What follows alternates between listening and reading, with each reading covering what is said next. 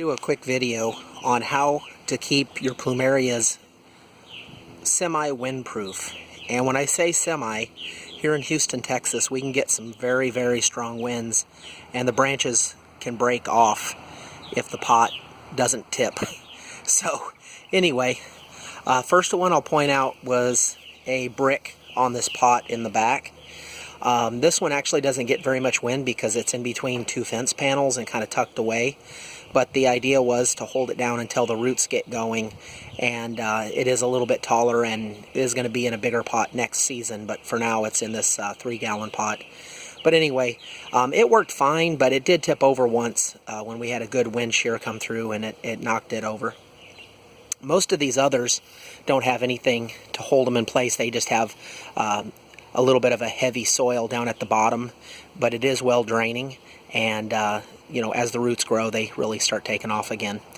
Another thing I like to do, and this is something I've been doing with a lot of my plants that are definitely going to be moved around, is I just run a little stake into the ground and then tie my tree to it. These are fiberglass poles that I had custom ordered for another project and ended up not using them. And they weren't really expensive. They were about $1 a piece, but they're very durable, wind resistant, and they're black, so they really blend in pretty well.